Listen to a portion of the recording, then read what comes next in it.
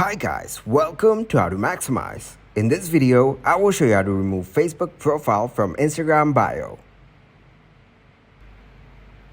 To start the process, open your Instagram application on your mobile device. Then go to your profile. As you can see, our Facebook link is visible on our Instagram bio. Now tap on Edit Profile. Here, tap on Links. Then tap on Facebook Profile. Your Facebook link has been removed. Now go back to your profile and refresh your page. As you can see, the Facebook link is not visible on the Instagram bio.